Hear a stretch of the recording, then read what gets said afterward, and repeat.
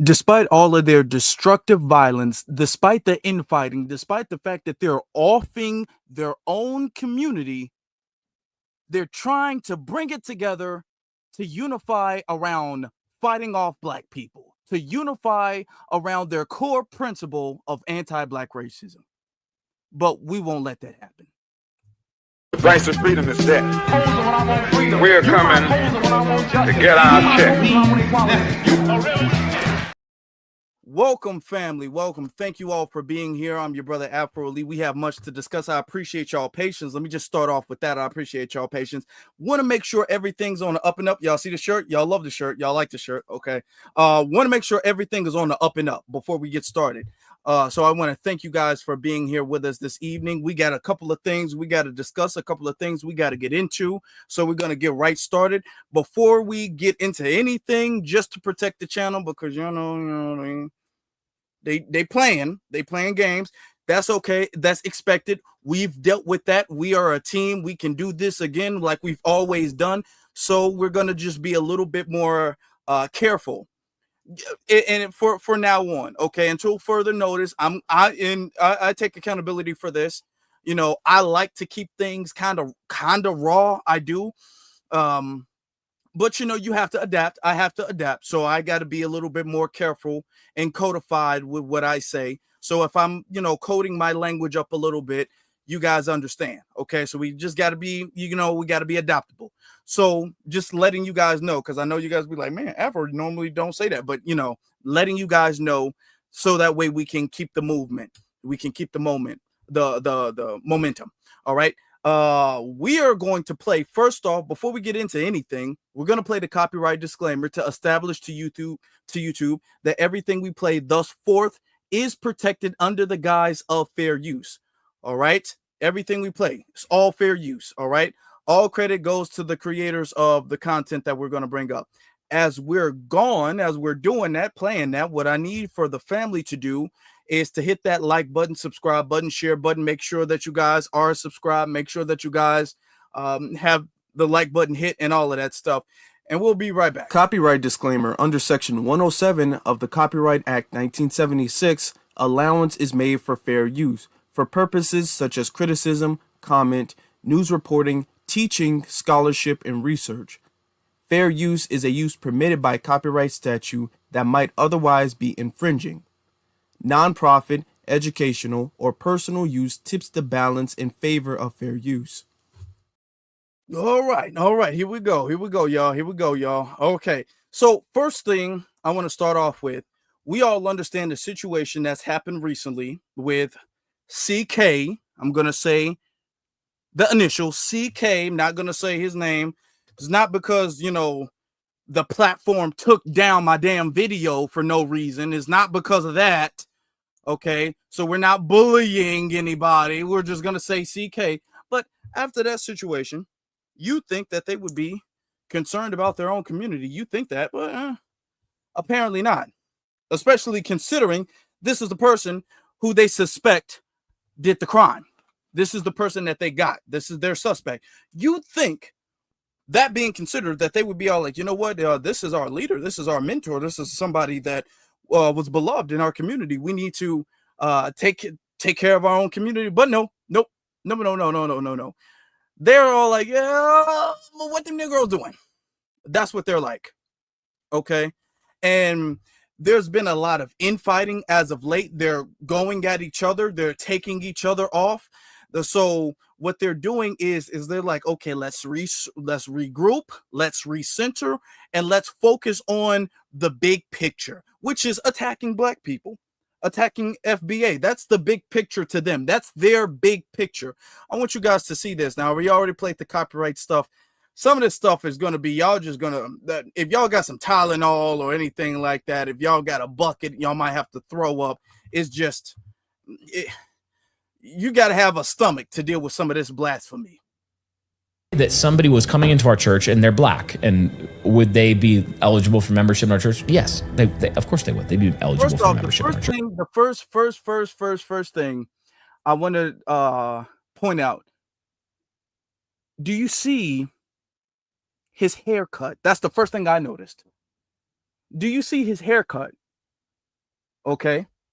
Now, some of you guys may know, some of you guys, but when you look at this haircut, in that haircut in particular, where they have most of the hair kind of swooped to one side and then the other hair kind of swooped, and then this very sharp cut, and then it's bald at the end.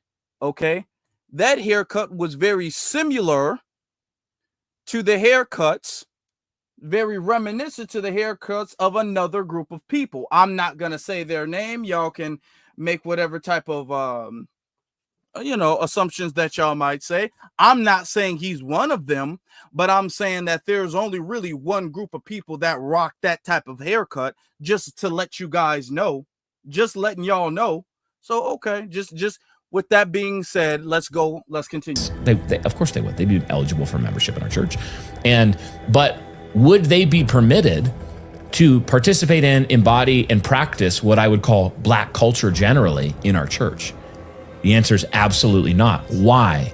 Because the characteristics that mark Black culture as a generalization, in the same way Paul's talking about Cretans on Crete, they are evil, murderous, violent, bestial people. We're evil, murderous, violent, bestial people. We don't have the history of that in this world, especially foundational Black Americans. But really, it's really been the Anglo-Saxons who've had the history of that, who've had the history of destroying other communities, wiping people from civilization, making people, animals go extinct, making wildlife uninhabitable. Those have been those people. If we were to say, and I'm not trying to bully nobody, but if we were to say that there is a group of people, and I'm not saying all, but if there was a group of people that has been the world's virus, it's been those groups of people. People who think like him. People who think like him has literally been the virus and a plague and a cancer to the planet for centuries. And they are that way to this very day. To this very day, when it comes to all of these, not even just crime, I'm talking about degenerate, monstrous, inhumane crime, inhumane things. They take things, and there's a level of wickedness that some people in their community take things to that is so unnatural to us. There's just things that we're naturally, to be honest, we're very good people. Naturally, we are very good people. Okay. Even our bad people, it's like they have some type of mental issue or something like that, or you got to put people in a condition where you got to like literally put drugs in the community and force a crack epidemic. You got to do all of this to force a group of people who are very civilized, very patriotic, very righteous group of people. You have to literally force a community of crime and force criminality. They literally have to force criminality onto our community for a small segment of the community to fall victim into that, to fall trapped into that. They don't. These are people who, according to the world, pretty much have privilege around the entire globe, who have pretty much, under the system of white supremacy, who have pretty much conquered the entire globe of people. There is no need for them to behave the way they do, to react the way they do. Okay? People who think like this is like animalistic nature. Okay? When you look at the crimes against people doing things and offing their own families, how many times do we see that where somebody just snapped and then they all like, oh, let me go, I'm gonna burn the house down and I'm gonna get everybody in the house and then I'm gonna get myself. How many times have we seen that? Okay, where they're just in a car and they all like, you know what, I'm gonna drive off the cliff and I'm gonna take everybody with me. That's not our culture. That's not us. That's not what we do. We don't load a bus or a car full of kids and then drive off a cliff. That's what they do. We have not done that. We don't go to people's churches. It's interesting he brings up churches. We don't go to people's churches, pray with those people, and then up and fire on them. We've never done that. That's almost beyond comprehensible for our culture. All of this stuff, all of this degeneracy is a projection. All of it is. That's a projection. These people, the people who have done these things, they have been the plague of the earth, the virus, the cancer of this planet. They have. And all of the stuff about black culture, and look at the crime, and 13% of the population, 50% of the crime, all of that stuff. Those are projections that we need to continue to do what we're doing right now and push back against and show them the mirror, because they're the ones who are really doing that. And even, like I said before, even the crime that unfortunately does happen in the community, it's happening because of the conditions that they orchestrated. But let's let them continue, because we got some other stuff to discuss. They steal, they kill, they destroy. They are sinful to the core. They have besetting sins that are like fatherlessness, sexual immorality. They molest children at a high rate. All of okay, we can bring up the statistics on all of that stuff. We can you want to talk about bodily violation? I'm substituting that for the R word. You know. So when we talk about people sexually violating people, we can bring up the statistics. We are nowhere near close to their community. Nowhere near. We're not touching them. They're first, second, and third place as far as that's concerned. any criminal statistic that you could look at, almost pretty much without exception, they excel at them.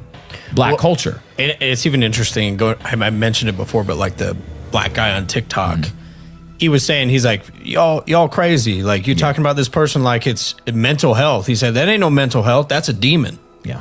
So, I mean, a lot of people are seeing that. Like, that's a demon. Okay, what are these men then? What are these men? If because they're bringing up this girl, they're bringing up that Ukrainian girl and being all like, oh my God, look at the black community.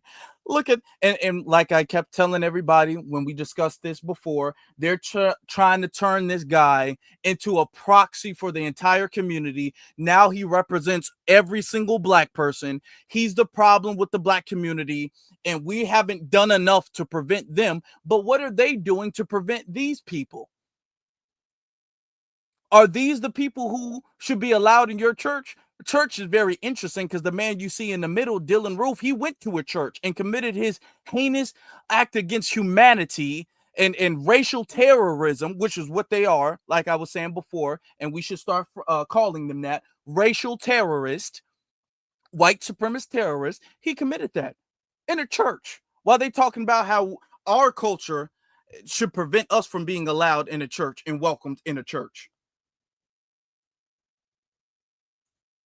Like this behavior is demonic. To walk up to a white girl, but yeah, and to cut her throat because she's white, and be like, yeah, we got that white girl. We got that white girl. And when you think about no, you don't know that.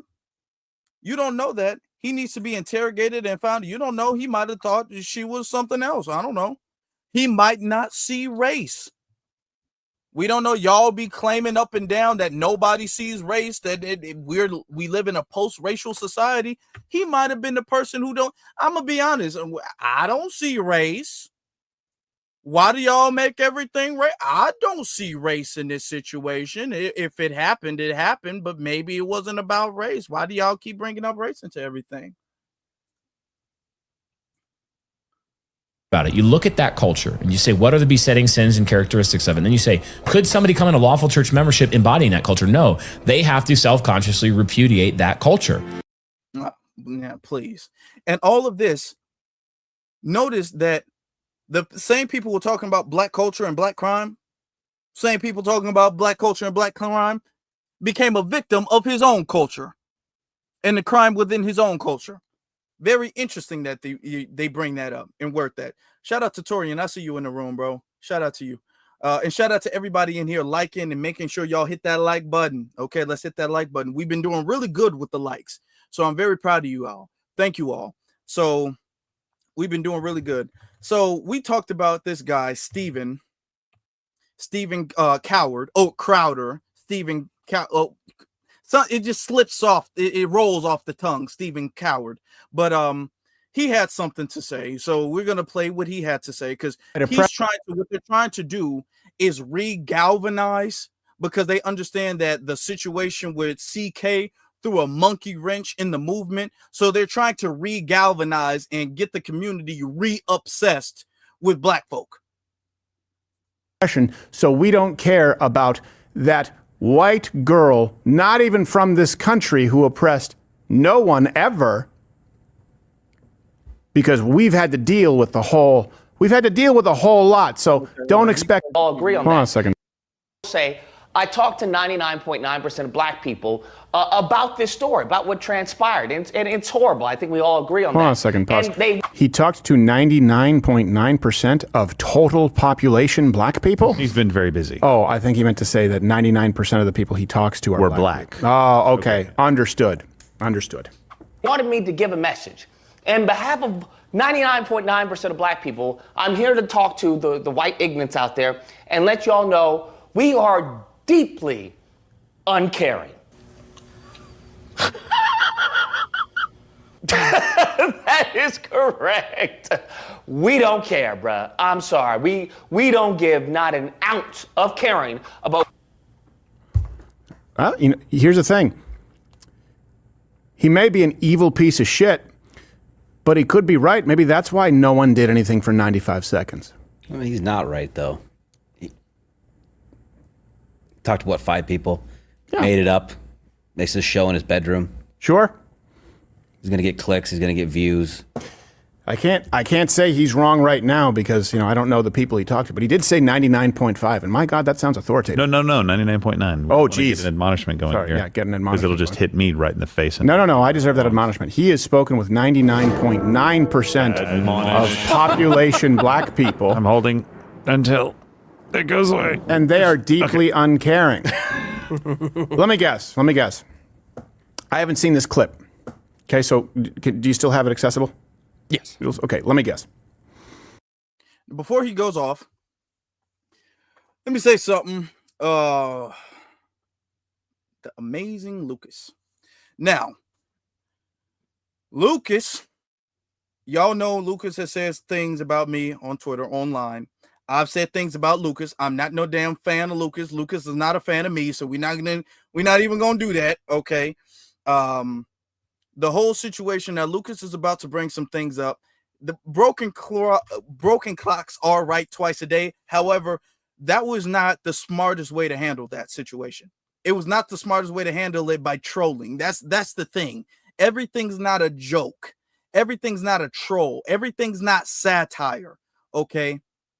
So if they're trying to use this situation, and they're trying to use what Ivanka, what her name is, Ivanka or whatever the case is, if they're trying to use that to galvanize their people to say, we're under attack, y'all, we're under attack, the blacks are coming, and if you sit on a train and you're white, you're gonna get stabbed in the neck and all of that stuff, and it's just a horrible situation.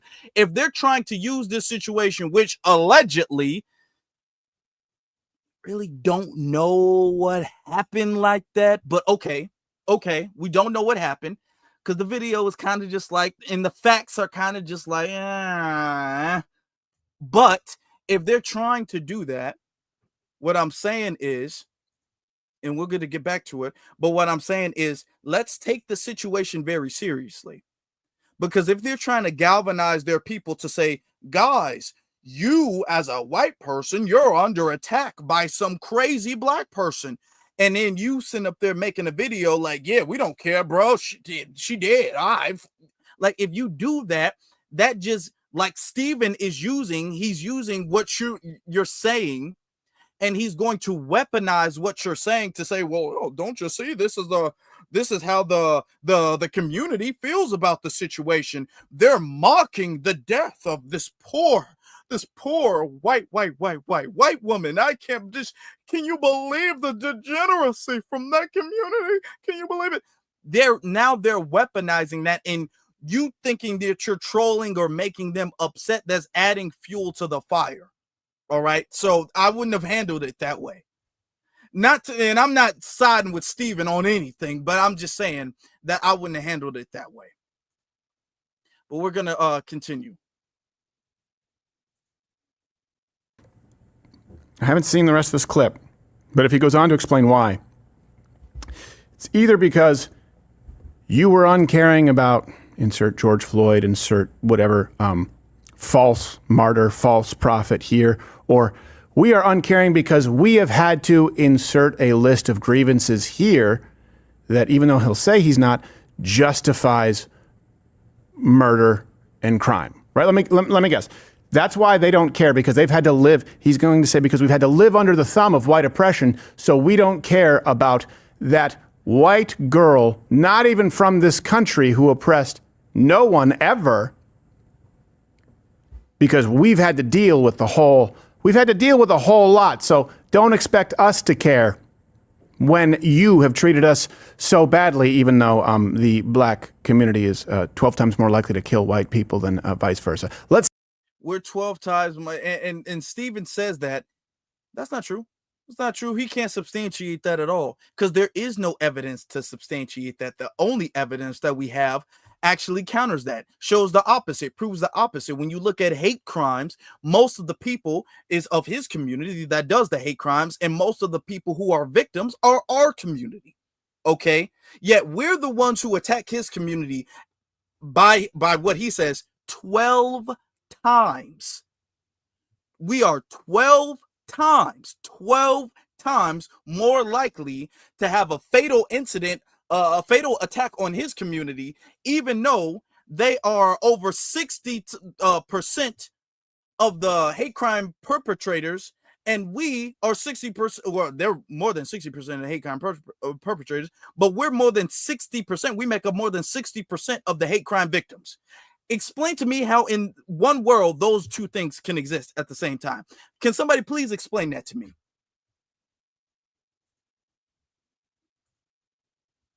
See if I have it right. First time seeing the clip.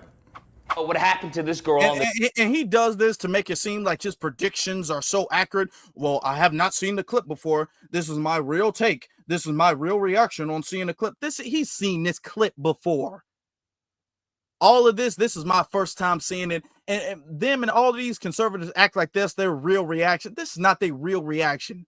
Okay, they've seen the clip. They dissected it, all that stuff.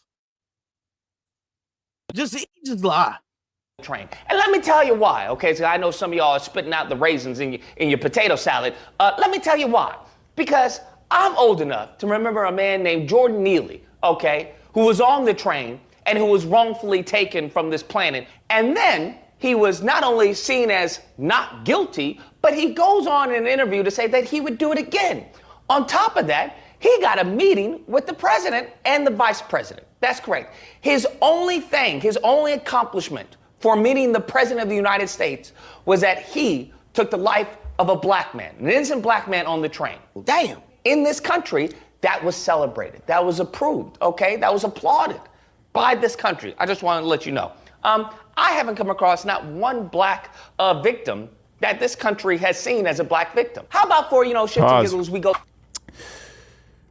Again, you see every single thing that he says is predicated on race and not on the behavior. I can tell you where he's wrong.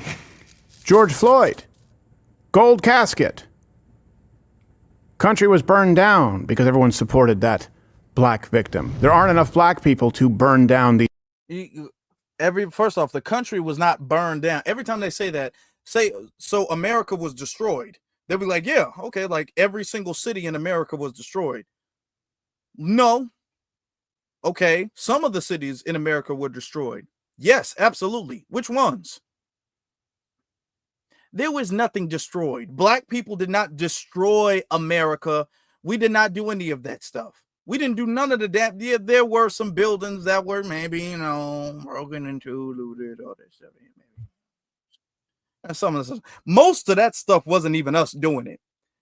Okay, let's be honest. It wasn't just when they say BLM, they use that as a euphemism for black people, but really, it was really their folk out there, the white liberals and all that stuff, breaking stuff down, like Black Lives Matter, dude. And they go in there and they break stuff down and they steal. That's their community that was doing all of that stuff. We were out there standing on business. And then there was no city that was destroyed. the country was burned down. Stephen from day one was saying that the whole George Floyd thing was fake and Black Lives Matter was fake, and all of them was saying that. Half of the country mocked more than half the country, real talk, mocked George Floyd and did the whole George Floyd challenge. So no, that's not true that everybody believed that. Okay, and it's still not true to this day. Talk about the whole country was burned down.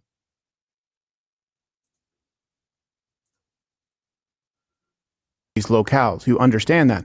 Now, the difference between him and Neely, it's not that big of a difference. It's that people bought the lie of George Floyd. So had he been completely innocent and had he been someone who had actually been maliciously killed or strangled by a police officer, had that been the case, of course, Americans would be outraged. That was the case. He's framing, had that been the case, that was the case. We saw it on video.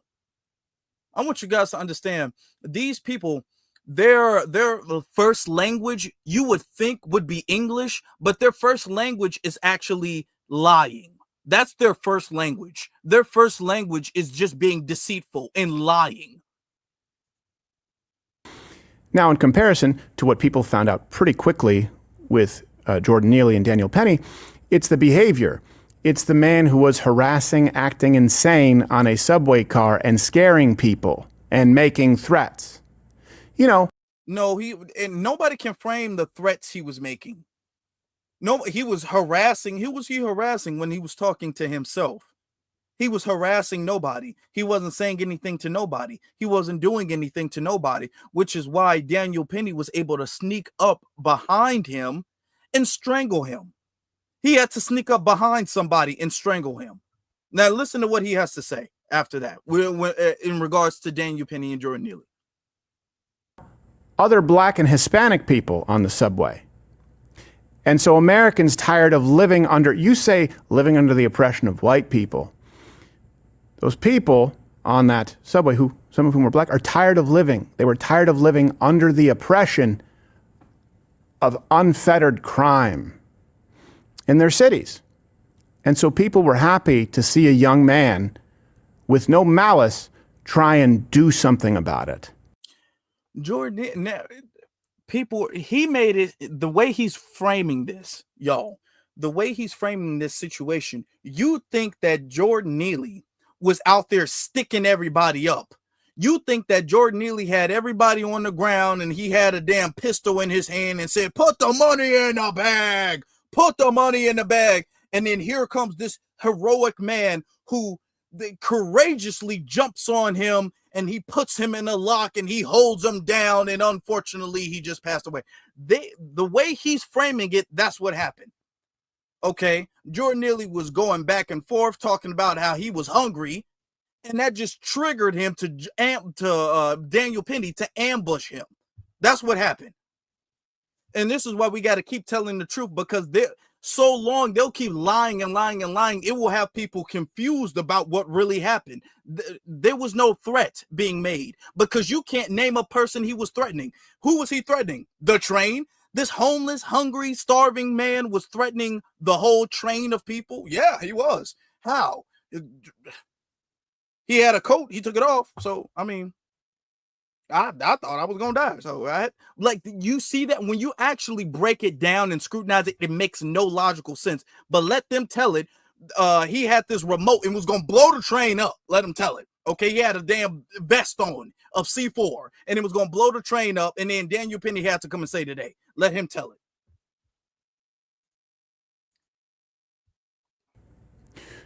But you go black, white. You go black, white. Okay. We go behavior. And then I match up the behavior, the criminal behavior, with a statistical reality. I'm nothing special. And I mean that as far, like, I just predicted that to a T. I don't say this to brag. I say this so that you can have a little introspection. Why do you think I'm able to do that? Why do you think I knew what he was going to say next before he said it? Because you watched the video. And that happens at least a dozen times a month on this show. It's because my values are indifferent. And so I'm able to judge information that comes in and narratives that I'm being fed.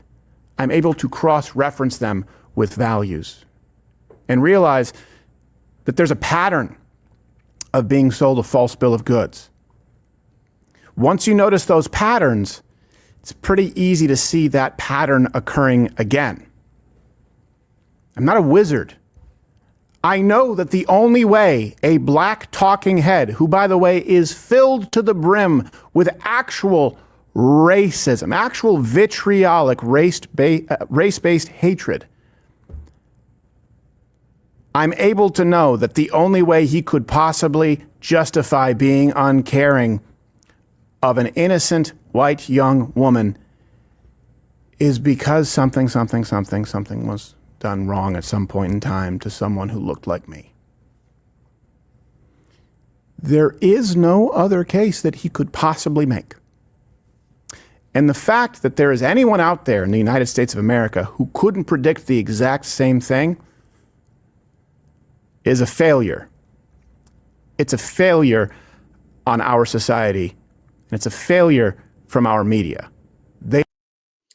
Okay, that's enough. It's a failure of our society, and it's a failure. Listen, this is why when it comes to all of this stuff about it's a failure of our society, about why they don't care and all of this stuff, we don't listen to that, okay? We don't allow them to reframe things. I can't believe he wouldn't care about a white woman just because of George Floyd and because this woman didn't do anything wrong. Okay, I mean, they want us to what? Condemn the entire community. They want us to have some type of self-lynching thing. And we're not going to do that. No, we're not going to do that because they don't ever do that. Like I said, I'm cool with checking our own people. I think we should check our own people. But we're going to handle the situation like y'all handle the situation. Where was the condemnation when it came to that? Where was that condemnation? At least we didn't take the killer to Burger King. So as far as I am concerned, we're doing better than you. As far as I'm concerned, we're doing better than you. At the very least, because y'all took the Dylan Roof to Burger King.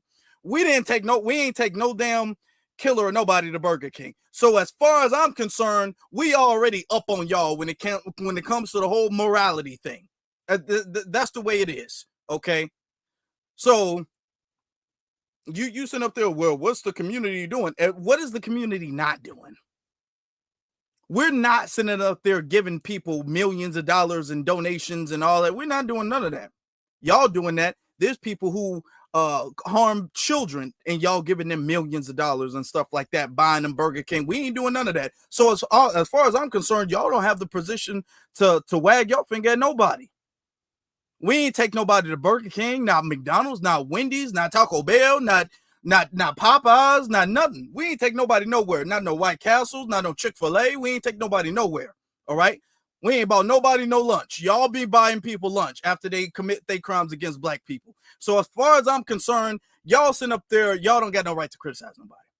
We ain't bought lunch, dinner, nothing like that. We ain't even bought nobody no trail mix. All right. So yeah. Yeah, y'all don't got the right to tell nobody nothing. All of this projecting. Let's get to some of the super chats real quick before we get to the next clip. Shout out to Fanu Faye says, I said it once and I'll say it again. He did not care for the white woman who was his wife. Ooh, that's a good point. Who was his wife? He berated her and smoked around while pregnant. That's true. That's true. He didn't care for that white woman who was his actual wife, who he married and took an oath to protect and serve and all of that. Okay. Says again, just like Candace, he's an actor. He was on a kid show, Arthur, and he used to be on Fox News with Megyn Kelly back in the day. Yeah, he's an actor or a pretender. And when the cars dry up, because he has no talent, he tries to be a comedian, but he's not really funny. When he has no talent, of course, you resort to where the money is, anti-black racism. Where the money is. Tobias says cognitive dissonance is a sickness that YT people suffer from. FBA all day. FBA all day, my brother. FBA all day. FBA all day. Thank you very much for that. Boy, this next clip, y'all. This next clip, boy, oh boy. Okay, hold on. Listen to this. Well, this video is going to be filled with all sorts of inconvenient Donna's right, yo. Let's get them likes up. Let's get them likes up, y'all. Let's get them likes up. facts. A video that almost certainly will put this channel at risk. And I'm going to make it anyway because I am fatigued. I am tired. I am tired of the excuses. I'm tired of dancing around the facts. I'm tired of pretending that everybody doesn't know what the problem is. Okay? Yes. Hashtag not all. Okay? Get that out of the way. And yes, there are people of all colors, shapes, and sizes that commit terrible acts and deserve prison no differently than this particular group. But the fact of the matter is, according to the statistics, according to every reasonable person out there, these people hate you. They don't care about your life. They will take it over nothing. They will take it over simply feeling disrespected. They will take it over $7 in your wallet. They will take it for fun.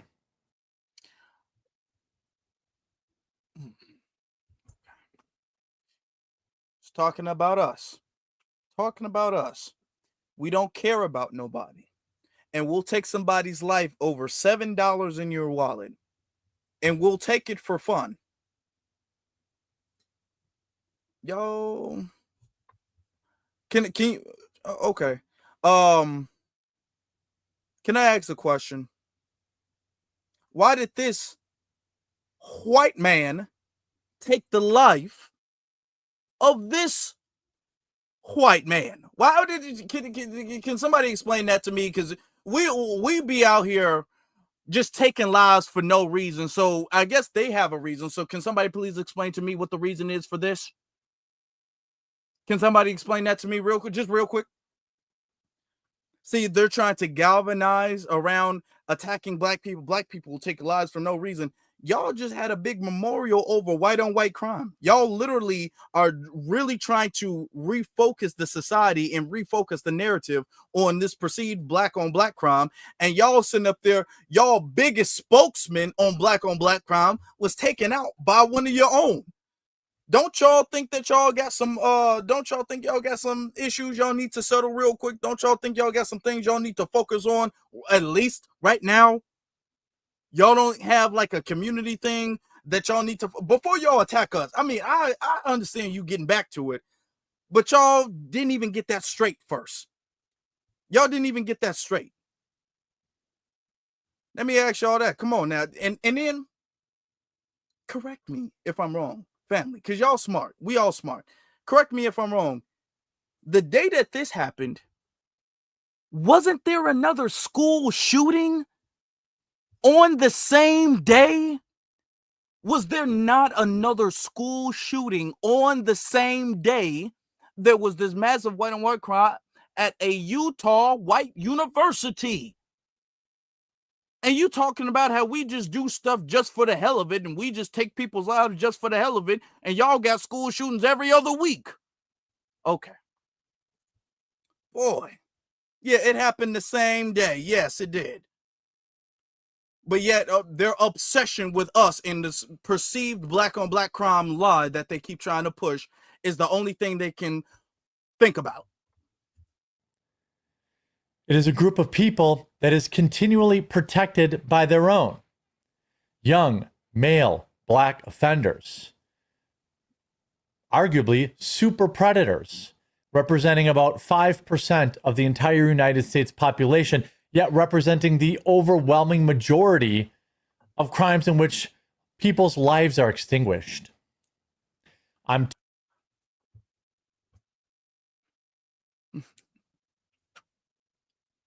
Not gonna pause it too long. I'm gonna let it play a little bit. I'm gonna let it play. Can I ask y'all a question? Now, notice the super predator line. Notice that. Notice the super predator line. We don't have to be mathematicians.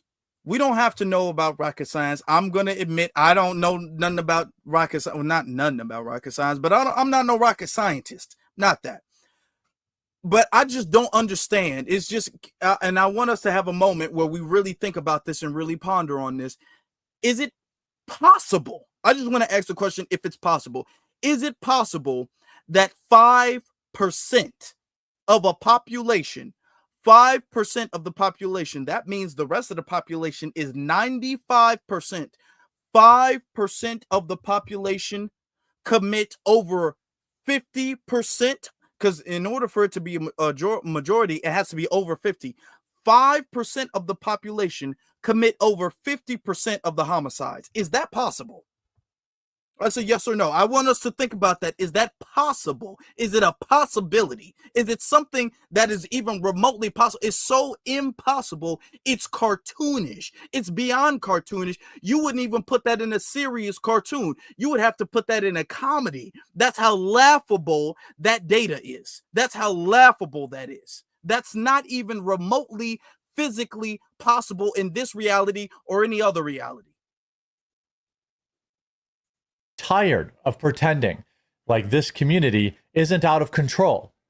And our government needs to do something. What's the answer? Police. We need more police. And we need judges.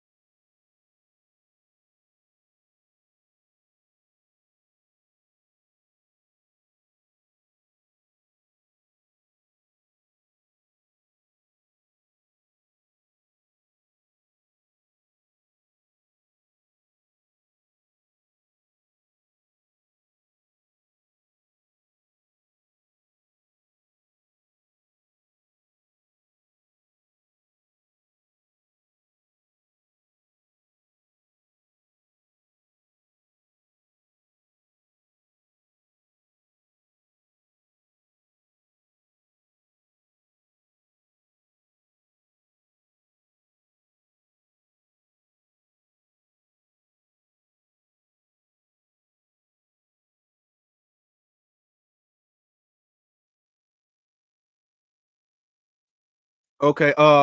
My bad, y'all. My bad. We in it. If I'm good, just started tripping with the Wi-Fi. Yeah, I know. I just froze. Some tripping with the Wi-Fi is not on me, but notice there's been some things that's been going on. Very, very funny, very suspicious. If I'm good, if I'm not lagging, put the thumbs up. Everybody leave the thumbs up emoji. Okay, leave the thumbs up emoji. Everybody. Come on, y'all. We under attack, but we cool. If I'm good, if I'm not lagging, everybody put the thumbs up emoji. Okay, it's looking like we're good. All right, looking like we're good. Let's continue.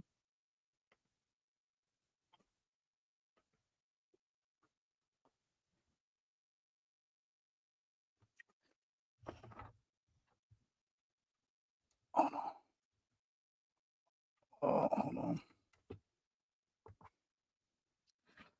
Okay, hold on. Come on, play. Okay, hold on. I gotta take this. Oh boy, I know what I gotta do now. Because the hold on, let me re-put the video up. I gotta put the video back up. Okay, here we go. Here we go. Well, this video of the 13%, which means we're talking about these people hate you. I'm talking about young African American men. As a percentage, Black folks represent about 13% of the population. Everyone's heard that. But it's not Black women that are taking lives. It's Black men. In fact, there are more Black women than Black men.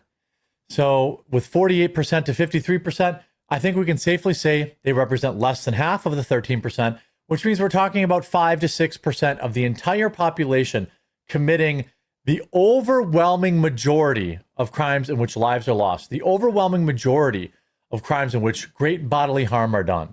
Just we represent the overwhelming majority. According to, and what interesting, he's going to bring up some FBI data and he's going to put the font real small and then he's not going to say anything else about it. Okay. Very interesting. 5% of the population. And I'm not even talking about per capita, which we will talk about in this video. A phrase that is kryptonite to places like CNN, MSNBC, Democrat leadership. I hope that most black folks think that this stuff is heinous that I'm going to talk about in this video.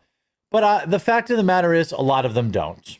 How about this YouTuber, The Amazing Lucas? I will say, I talked to 99.9% of black people about this story, about what transpired. And it's horrible. I think we all agree on that.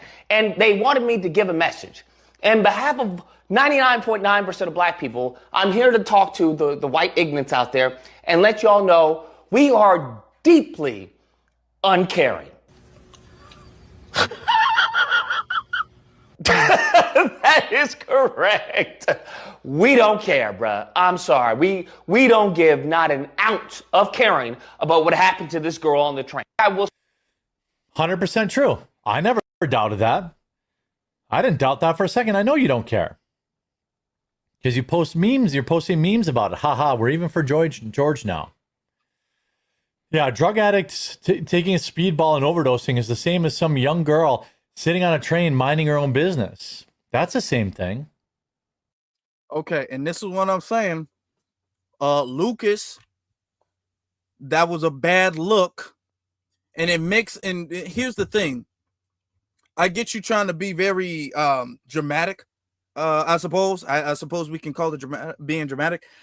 That's a bad look. It's a bad look because your video is being weaponized by them to say, do you see the reaction of the blacks? Do you see how the blacks are looking at the situation? The blacks are admitting and they're mocking this stuff. No. That's, you take things now. If you're going to do it, just be more careful. If you're going to speak on the subject, be more careful about it, because now your words are being used against you. And now they're saying, you see, black people don't care about the situation. Look, of course, I care deeply about the situation. Y'all know I was distraught. Y'all know. Oh, I was so distraught. Do y'all remember me being distraught? I was distraught. Took me a while to get over that. It was tough for me. But, just like the situation with George Floyd, we just had some questions, and I just had some questions because after looking at the video with Charlie, I can see what a neck injury does, because Charlie, he suffered a very severe and fatal neck injury. You know what I'm saying? I'm still waiting on the autopsy to make sure fentanyl wasn't involved in the situation. Personally, I think we should just ask the question. I think in honor of Charlie Kirk was always asking the question about fentanyl and how fentanyl was involved. So I'm just saying we're assuming things and we just don't know. I ain't seen the autopsy. I don't know. Did he have fentanyl in the system? We don't know. He could have been ODing in real time the way George Floyd was, according to him. So, I mean, until I see the autopsy of what took Charlie out, I can't rule out that fentanyl was probably a factor in it. I'm just saying personally, but I'm not bullying anybody. I'm just saying it's tragic what happened to him. Just like it's very, very, very, very tragic what happened to this white girl. But I'm just, it's tragic. Just the lack of, but I don't know. I'm like, if somebody, I'm not a doctor. I think we need a doctor in here to kind of, because if somebody like gets you in the neck, does it take 30 seconds for the, okay. Let them tell that it was real talk. It looked to me, because I was watching a Tubi movie, it looked like they were shooting a Tubi movie. I'm not saying it didn't happen. Y'all know I didn't say it didn't happen. Y'all know. I'm not bullying anybody. I'm damn near in tears right now.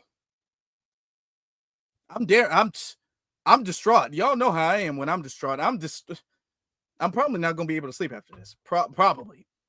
Here, Amazing Lucas is saying he doesn't care. I do. I really do care. But I can't help but notice I was watching Tubi before, and then I saw this clip, and I thought that this clip was a deleted scene from the Tubi movie. But I don't know. We don't know.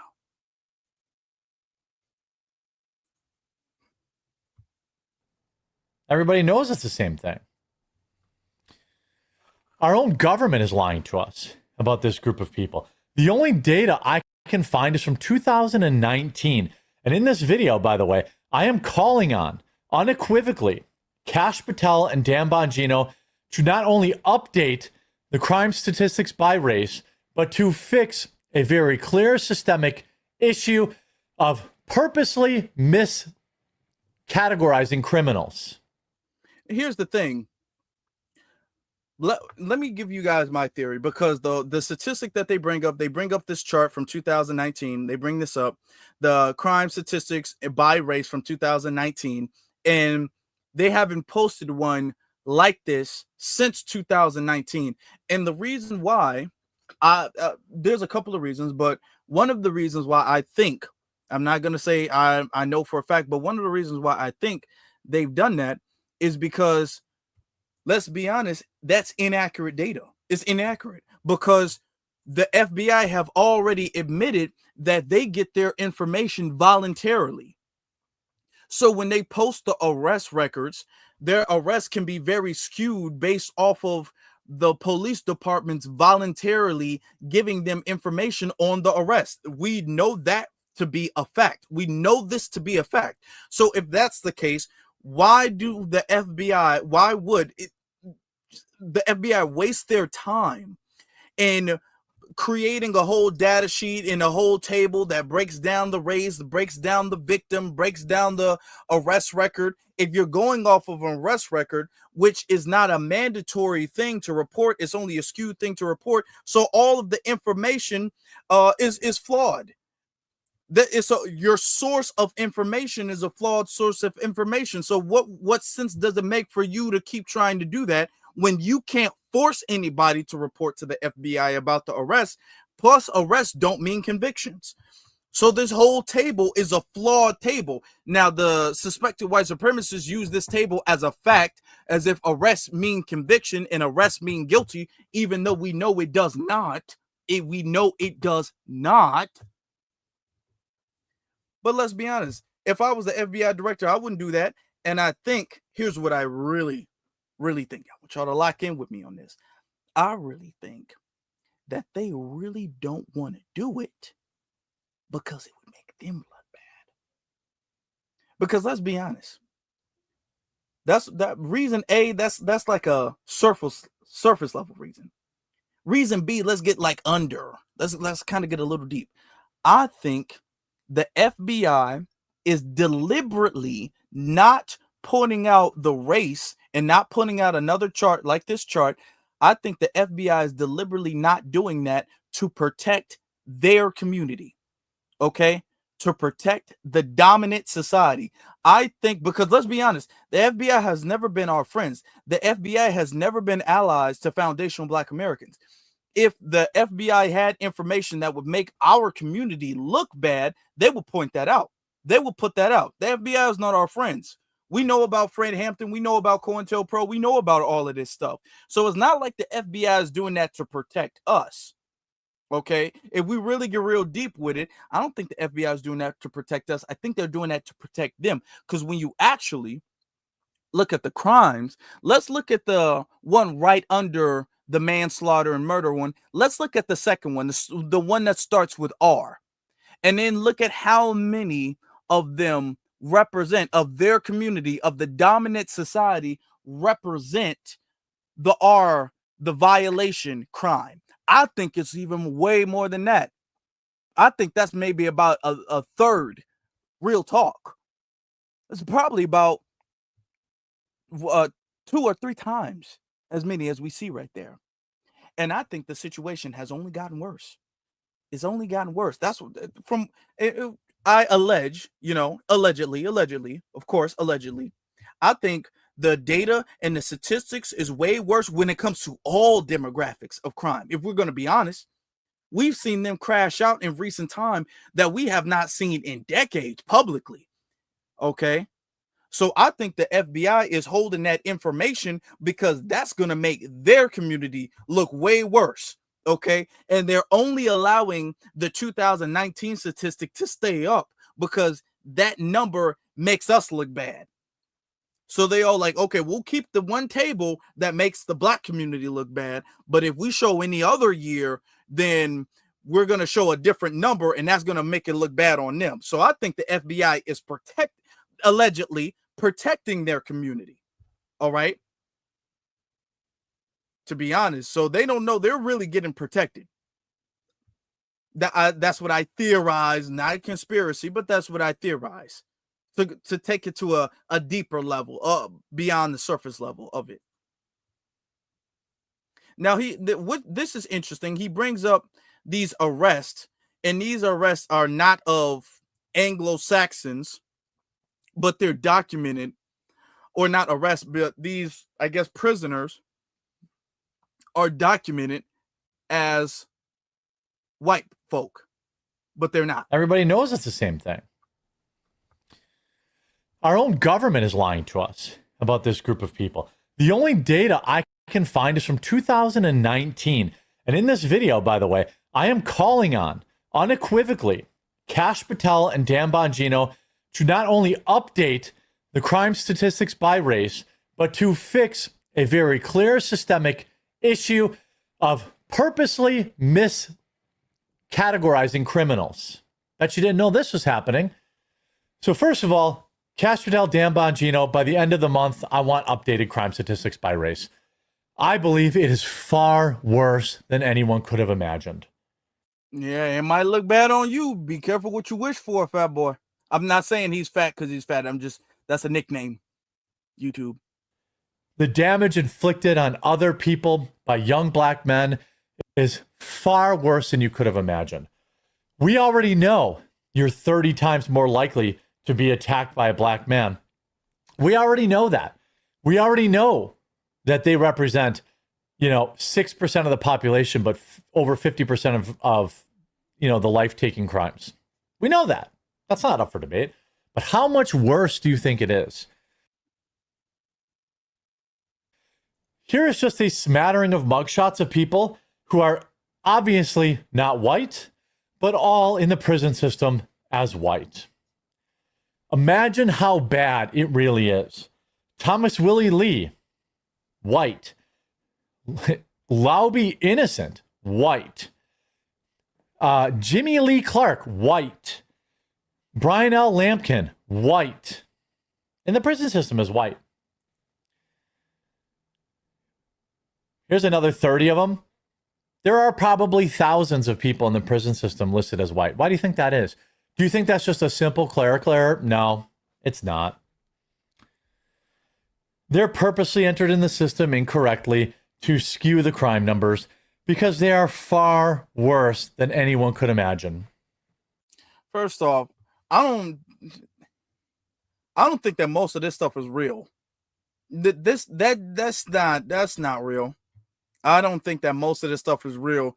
That a whole bunch of people who are non-white black folk, especially foundational black Americans, are being reclassified as white in the prison system to skew the numbers and make it seem like there's more. What purpose would that be for? What benefit would that be for? Think about that. I don't think that that's real. That looks fake. It looks like you got a whole bunch of people up there. Because let's be honest, how did they get this information? They got all of the people because they were looking for black people, but they look for black people who were white. They look for white people and they saw a bunch of black. Like, no, I don't think that a lot of that stuff is real. Some of that stuff, let's be honest, if we got to take it there, we got to take it there because we have to. A lot of these things, a lot of these people, they're Hispanic, and most Hispanics identify on paper as being white. So Hispanics, they might tan a little bit in the summer or whatever the case is, but they'll on paper, they'll identify as white. So you'll have somebody, and they play this little game. You'll have somebody like George Zimmerman, who they'll be all like, George Zimmerman, he's not white, but George Zimmerman is, you know what I'm saying? So it's kind of like that thing where they're all like, he's not white, he's not. And then they probably will edit the picture and make the person a little bit darker. Because I'm looking at some of the pictures, I'm all like, that don't even look like a real mugshot to me. It looked like y'all photoshopped and made the skin tones 2-3 shades darker. And those are probably, because I'm looking at even the hair texture. Most of us, our hair texture, even if it's not 4C, it's something close. Most of they got straight hair. I'm like, no, those are probably white folk that y'all photoshopped to say are black. Who are I'm not buying it. I'm just not buying it because it just doesn't make sense. They wouldn't even allow us to do that. Do you think they allow you to self-identify in prison? Like, okay, come on now. All these, by the way, black men for the most part. Here looks to be a Filipino woman, but it's mostly black men who entered into the system as white. Now, maybe it's true that there's a bunch of white people entered the system as black, but I doubt it. I'm also calling on Kash Patel and Dan Bongino to look into this and complete a full audit. It would take about a week to have somebody in every prison marking down the appropriate race of everybody in there and then share those statistics. It is far worse than you ever could have imagined. Ever. Let's play a game. Let's play a equal parts game. By the way, sorry, I have the wrong channel thing up here. Let me fix that. Let's play a game. Let's say that the population were equal. 197 black people and 197 white people. Okay, these are scaled homicide numbers. Total homicides in 50, if we were even in the population, would be 28,054 committed by the black community to 8,800 committed by the white community. Now, neither of those numbers are anything to write home about. White people shouldn't be taking lives either. But what type of math is it? What type of math is that? That's not right. That's not right. No, what type of math? These people literally, their whole thing, because let's be honest, they're trying to refocus their community to get at black people. They're trying to reorganize to get at black people. So at this point, they're just literally making stuff up. Black people are 30 times more likely to attack you than anybody else. Where'd you get that information? I mean, we all know it's true. How do you know it's true? Because I have common sense. Like that, they will make stuff up, yo. I mean, this stuff is not to be taken serious. Nothing he says at all is to be taken serious. Everything he says is to be assumed a lie until proven.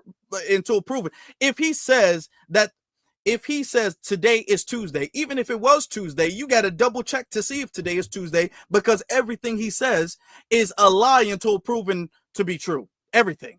Is today Tuesday? You know today's Tuesday, but you're like, I don't know, man. Today might not be Tuesday. It might be Wednesday or Thursday. But I don't know with him. It's to be taken as a lie.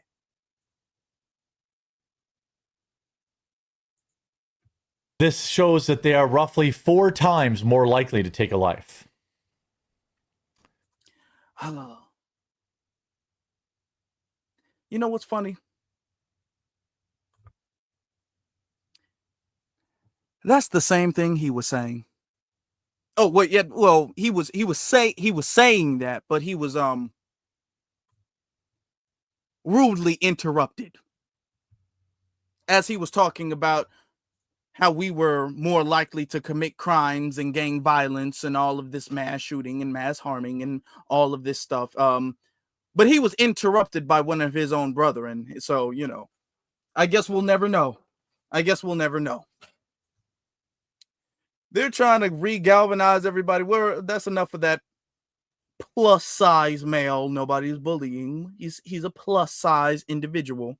But they're trying to re-galvanize about their, you know, their hero, because their hero has fallen, and they're trying to pick back up and do what they're trying to do, trying to get everybody back on the black community. So you got this. I thought that this was kind of interesting. They're trying to pick back up where Kirk left off. Let's pull this up real fast for you guys. So Tucker Carlson, Megyn Kelly, and Glenn Beck among conservatives who will help complete Charlie Kirk's college tour. So Charlie Kirk was doing a tour, and he was removed from this world by one of his own people. Just can't help but state that. And you got Tucker Carlson, Tucker the Sucker, Megan Ku Klux Kelly, and then what's his name again? Glenn Becky or Beck, whatever his name is. Okay. So they're trying to continue the stuff. We're gonna look into this a little bit. They're rallying behind their hero. A collective of elected Republican and prominent conservatives are stepping in to serve as featured guests on the national college tour that slain conservative activist Charlie Kirk was embarked on before his assassination at an event in Utah earlier this month. The list of prominent speakers include Virginia Governor Glenn Youngkin, Utah Senator Mike Lee, Montana Governor Greg Gainfort, and Ohio GOP gubernatorial nominee Vivek Ramaswamy. So y'all, we gonna have Vivek Ramaswamy at the damn college campuses, all right? Along with influential media figures such as Megyn Kelly, Tucker Carlson, and Glenn Beck. Turning Point USA, the conservative youth network that Kirk founded in 2012, announced the slate of speakers on Monday, quoting on its website Kirk's wife, Erica, who declared that, quote, our campus tour this fall will continue despite the tragedy. The organization announced a total of 11 campus dates over the next 2 months, preserving 7 stops originally planned before Kirk's death, and additional four adding 4 additional events in Virginia, Oklahoma, Alabama, and California. Okay. So yeah, and you got Megyn Kelly out there. She's promoting it, and she's doing what she's, you know, out there promoting it. And she's all like, guys, look at me, look at what I'm doing. I'm promoting the college tour. I'm promoting all of that stuff. So she got a tour date like she's some damn celebrity, like anybody cares to see them. Let me tell y'all something. If y'all think that this is going to be a rise because they're trying to rally the troops back up, y'all think that this is going to be a rise, let me tell you, it ain't going to be that.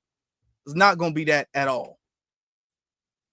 I will say I hate to burst your bubble, but I really don't. Really, really, really don't. Don't hate to burst your bubble. Not at all. Hold on. Okay. Pull this up real quick. Get this off the screen.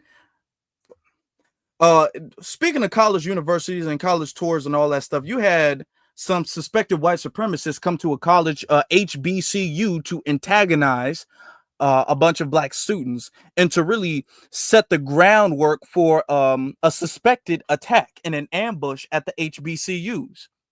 Okay, these groups of people call themselves Fearless Debates. So Fearless Debates. Now notice the whole Fearless tour and keeping free speech alive and we are all Charlie Kirk and all of that stuff. Notice that they're doing that. So they're out there trying to antagonize a bunch of black students. So they went to a HBCU. They didn't have a warrant. They didn't have any permission to go to a HBCU, and they went there just like Charlie Kirk would, illegally, At least Charlie Kirk would do it legally. They did it illegally to antagonize a bunch of black students with a bunch of anti-black harmful rhetoric. Let me tell you right now, these students at these HBCUs, these brothers and sisters, these young brothers and sisters wasn't having it. No, they was not having that. Let me show y'all. Don't do that. Don't do that. Okay. Come on. Yo. Oh, you cut it out, boy! You better not! Okay.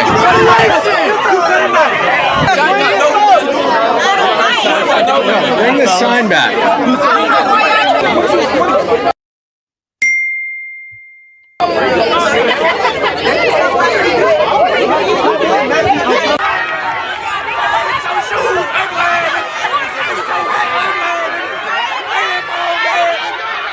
Ran them out the paint, ran them off there.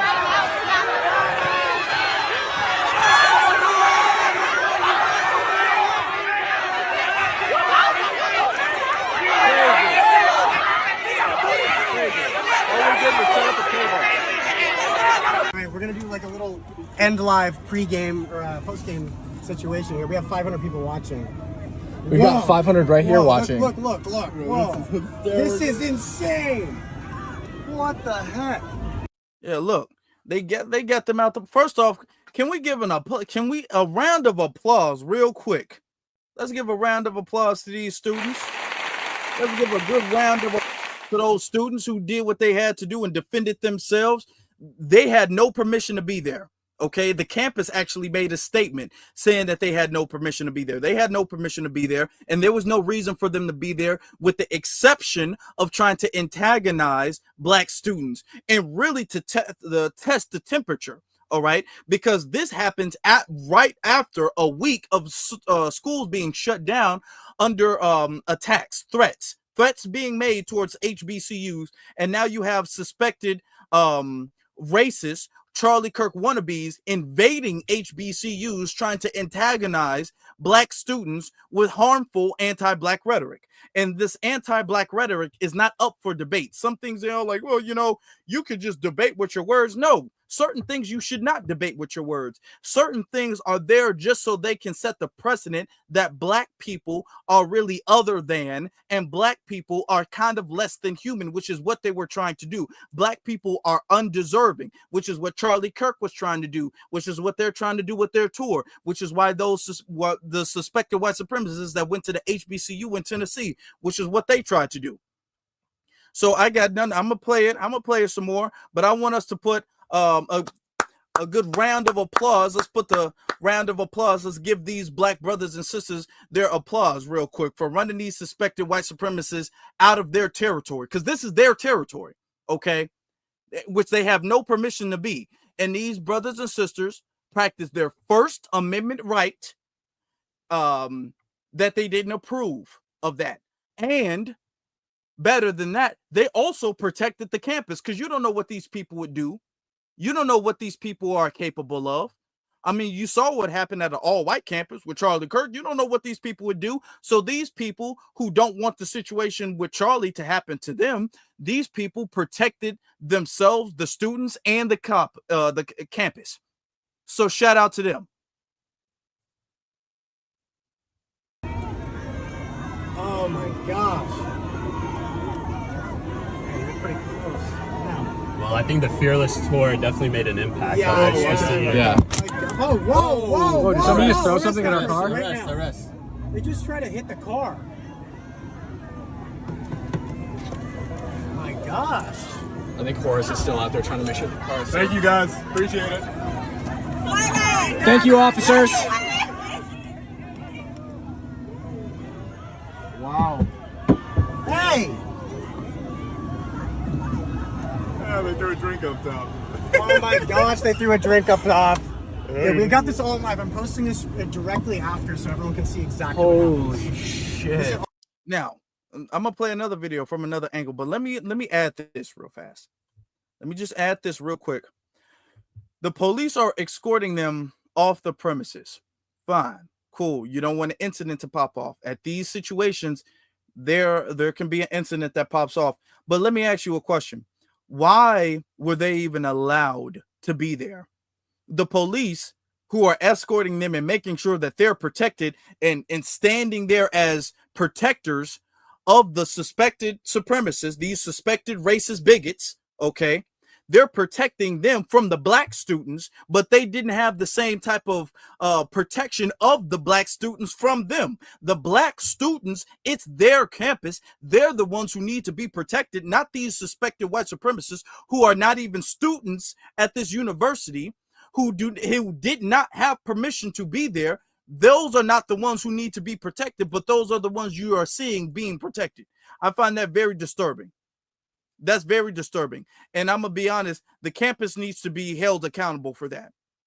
They need to be held accountable. And those suspected Charlie Kirk wannabe white supremacists or CK wannabe white supremacists, they need to be charged with trespassing and trying to, what I would put it, there's a whole lot of charges I would put there, trying to incite an incident, trying to incite a riot, okay? Instigate something, disorderly conduct, trespassing, all of this stuff, harassment, all of that. Man, there'd be a slew of charges.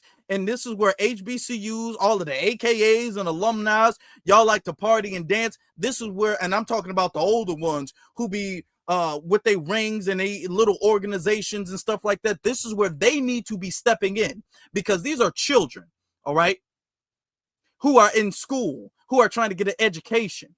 And they should not be responsible for their protection. It should be everybody else around them that is responsible for their education. And the campus should be held accountable for failing to do their job because the students had to run them out the paint. It wasn't the police officers who ran them out and pushed them out. They were protecting them. All right. That's very disturbing. That's very disturbing.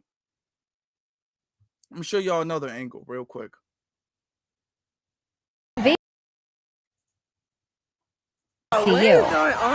The supporters invaded our HBCU. What is going on over here?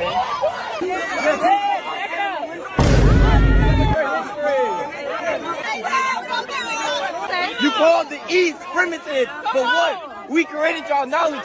We created y'all science. We created y'all math. Y'all didn't do shit besides steal.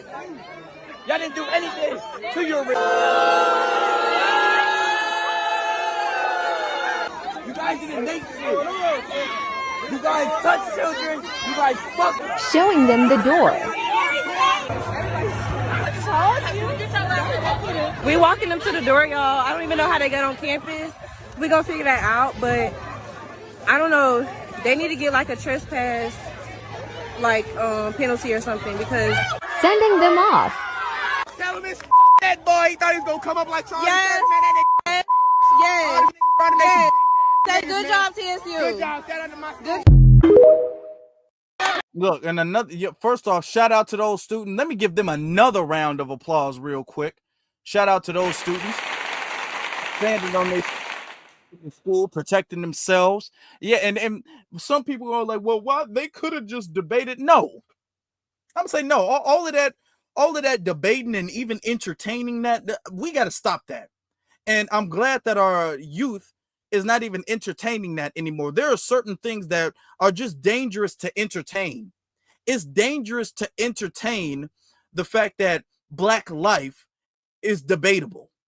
That's dangerous to entertain that. That's not up for debate. That's not a matter of a difference of opinion. Are Black people 3/5 of a human being? Debate me. That's not a matter of a difference of opinion. That's anti-Black propaganda and anti-Black rhetoric that leads to real harm of Black people. And entertaining it only legitimizes it and makes it seem as if that opinion needs to be taken serious. And that opinion needs not to be taken serious. That opinion needs to be seen as the anti-Black vitriol and a calling card to which racism and harm will and death will follow. That's what that needs to be seen as. Okay, that's like saying, should we debate if white people can openly call you the N-word with the hard ER and everything like that? Certain things are not debatable. Let's just call it what it is. Certain things are absolutely not debatable. Certain things are only there to soften the community and to soften the society and to allow anti-blackness to become more normalized, which only will result in harm coming to the community. Just like with Jim Crow and the whole minstrel shows and everything like that, only that will result in harm coming to the community because it socializes a society that black people are lesser than people, and therefore harm being done to them is not really that bad. Okay, that will only, if that was allowed to happen, it would only go worse. It would only get worse. Okay, it would only escalate to now these people are pulling out pranks. Now they got fake guns. Now it would only escalate to that. It would escalate to false accusations. Okay, it would escalate, and we need to recognize that and not entertain that. We don't need to debate our livelihood to them. We don't need to do that, and we're not going to do that. And shout out to the students for not tolerating that. All right. No, we're absolutely not going to tolerate that no more. There will not be a Charlie Kirk, whatever his name is, 2.0. We won't let that happen.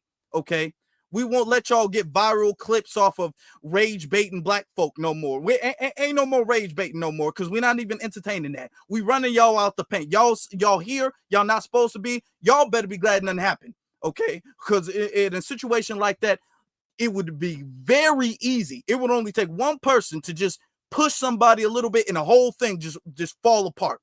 Okay, somebody could have been easily sent to the hospital or the morgue in that type of situation. So shout out to the black students for handling the situation respectfully and with decorum, okay, and with civility like they did, even though they were dealing with invaders and trespassers. Shout out to them for that. But let's be honest, I can't say that the students did anything wrong whatsoever in that situation. I actually like the way they handled the situation. And then you had this quote unquote security guard. You had a security guard who was protecting these Kirk wannabes. And then the students got on the security guard too. So that was good. That was good. Let me show y'all that.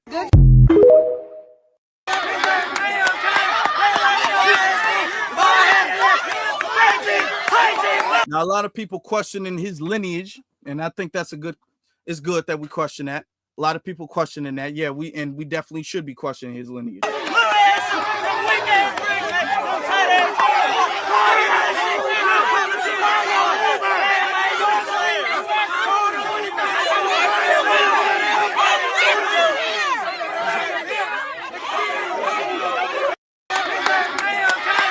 Yeah. Let's be honest, man. All of this stuff, we not playing all it. No, we are not playing these games no more with y'all. All these games is over with. They're done. It's over with. It's through. We're through. We're finished. That's over with. Okay. And to be very honest with you, we need to find the names of the people who did this. The people who are out there racially antagonizing, because let's be honest, that can also, according to the FBI, I gave you guys the definition of the word terrorism, that can also be labeled as terroristic. Let's be honest. What they did was borderline racially terrorist. Okay, because you're racially you're spreading propaganda, false information propaganda. You're violating a person's territory to spread propaganda. Okay, to incite an incident, which is what they should be charged with. And the names of the individuals involved and their security should be known by the public, and they should be held legally responsible and accountable for it. Let me say legally, okay? Responsible for that. These are those people. I want to get to some of the super chats because the actual college campus made a statement. All right, so let's get to some of the super chats real quick. Dakotas Jenkins, he says, Medium Man debunked all the false stereotypes about FBA men. They never bring up school shooters or incels. CK was hit by one of them, not us. Yeah, he was. and yet they're trying to regalvanize and refocus their community on us. And we just can't let that happen, and we won't let that happen. Thank you very much for that. I will say Jizzle or Hizzle. I'm not exactly sure how it's pronounced. I don't want to mispronounce it, but it's thank you very much for your super chat contribution. It says, now that we have to face YT men judge black people in general when YT on YT crime. Let me look at this. Abundantly, sorry, I couldn't see. I had to zoom in. Abundantly exists. Yeah. They're the victims of their own community, but the focus is on us. The focus is on us, and this is something that we got to understand, and we got to understand their core belief, their core of being is to be anti-us. So we just got to be ready for that, okay? Because they're trying to regalvanize and try to motivate people and use Charlie as some rallying cry for us to be the victims of it. And I'm gonna tell you right now, if y'all thinking that just because we were sitting out and Foundation Black Americans been sitting out protest and we've been sitting out all of this stuff, if y'all thinking that something is sweet, if y'all thinking that we green, y'all thinking that we naive, y'all thinking we letting our guard down with y'all got another thing coming. Y'all gonna find out. Don't do that. Don't go to these HBCUs thinking that you get to antagonize folk. You're gonna get ran up out of there. Don't do that. I'm warning y'all, don't do that. Because we not the ones. We not going. Okay. Fanu Faye again says, I can debunk this in real time. Go to the FBI website and look up images of people who show up. Majority are white or Hispanic, not black. That's very true. Go to the FBI's most wanted and all that stuff. The FBI know who they need, who they looking for, who the real problem in the community is. The FBI know that. The FBI has said themselves that white supremacists have invaded the police department. The FBI has said that. All right. So that's the truth. Cowpoke Ranch says, what transpired at the HBCU with those YT supremacists going there purposely to start trouble, then claiming victim perfectly encapsulates YT supremacy. That's very true. Their obsession with us is unique in history. It is unique. It is crazy. It is. With all of the damage being done to their community, you would think, because we have common sense, they don't, we do. You would think that their whole thing would be let's at least get ourselves together so we're not fighting each other off and ending each other. But no. They've threatened HBCUs and now they're invading HBCUs. And I gotta reiterate how disappointed I am that the HBCUs did not beef up their security in light of recent events. The HBCUs should be flooded with security. It should be like the damn White House. There should have been no way at all possible that these people were allowed to go into the HBCU. It should have been no way at all. They should have never been allowed to be there.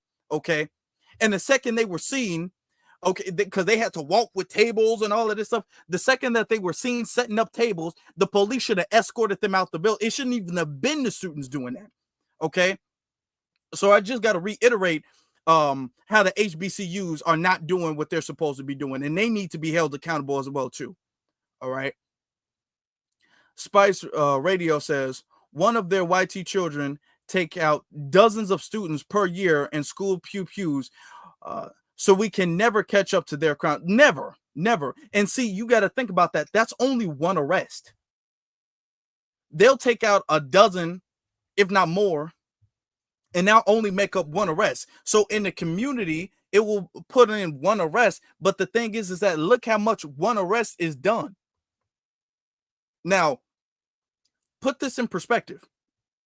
A black person harms another black person, fatally ends another black person. That's one arrest. One of their people from the dominant society commits a mass shooting or whatever the case is. Takes 12 people. That's one arrest. So you got one arrest for the black person, you got one arrest for the white person. But yet, look at the damage that was done. So we can't even look at the numbers without looking at the context of what put them there. All right? Because was that one person, did you owe you money or whatever the case is, so you took them out? That's one arrest. And then one person taking out a child, that's one arrest. But you can't compare the two, because you got to look at the level of degeneracy really with it. Even when you look at the arrest, it doesn't count for what the actual context of the crime was. When you actually start looking at the context of the crime, and you look at the Jeffrey Dahmers of the world, and you look at the Ted Bundys of the world, and you look at the Charles Masons of the world, and you look at all of them, and the Harvey Weinsteins of the world, when you look at them, you will find that, yeah, they first off, they should be, the percentage of arrest should be higher in their community, but even just the context of their arrest is way worse than what we got going on. Is way worse than no Pookie and Ray is way worse than that. Okay, way worse. Dorsey, thank you very much, Dorsey, for the super chat. Thank you for, very much, McCoy, for the super chat. Thank you very much. Cal Polk again, he says, notice how nobody was harmed in this altercation. That is very true. That's very true.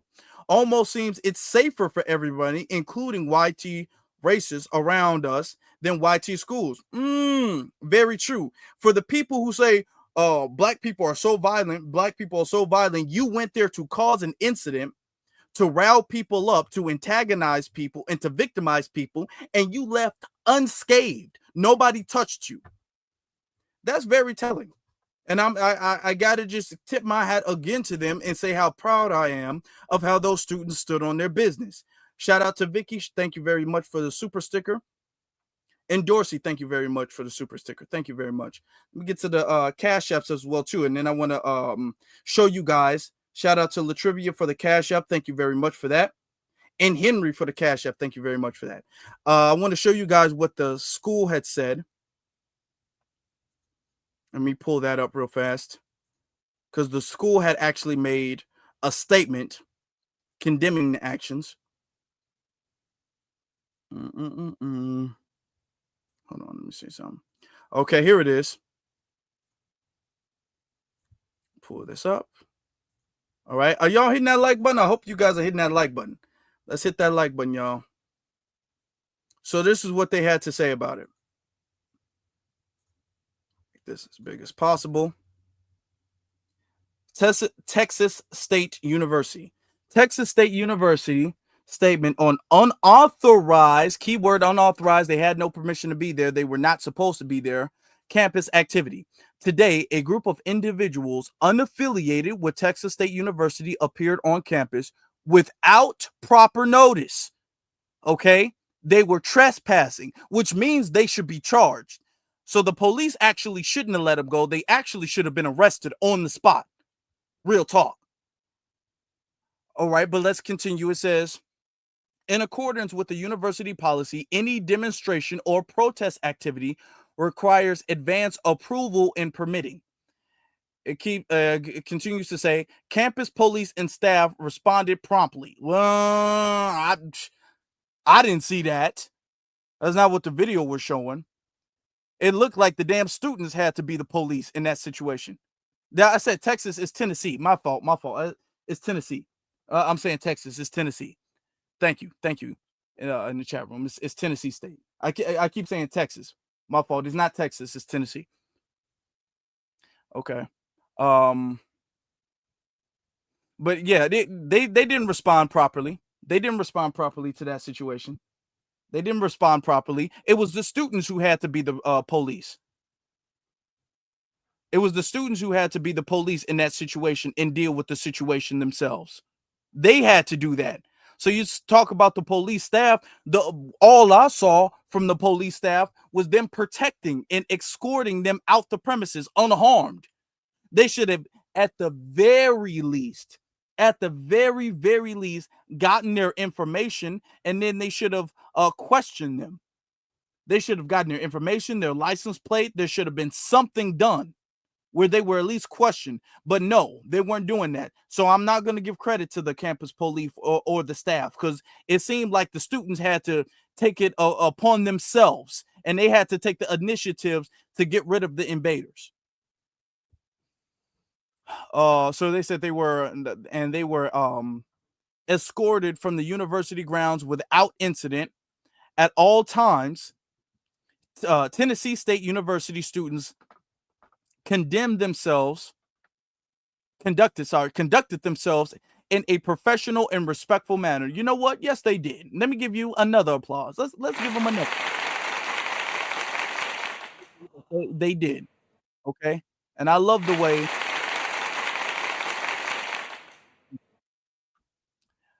the safety and well-being of our students, faculty, and staff remains our highest priority. Can't tell. Can't tell. Honestly, I can't tell. It remains our highest priority. TSU will continue to uphold university policies and ensure the campus remains a safe, welcoming, and orderly environment for all members of our community. Well, I'm gonna just say this. If that's how you guys feel, y'all need to do it. Y'all need to do it then. If that's y'all policy to protect the students, to protect them, then y'all need to do that. I don't know why y'all playing games about it, because these students had to do it themselves. These students had to stand on business themselves. So what are y'all doing? What were they doing? Let's be honest, because when I'm seeing, I'm looking at how the students are forcing them out, and the police are around the car protecting them as a barrier, like they're their bodyguard. So no, I'm not going to say how it was handled respectfully and responsibly. I'm not saying that.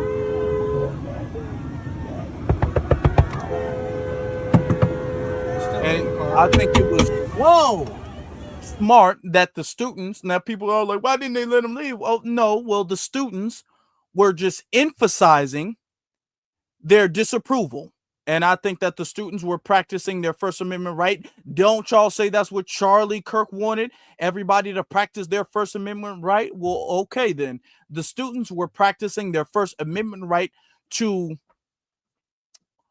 reiterate to you all how unwelcome you all were. That was loud.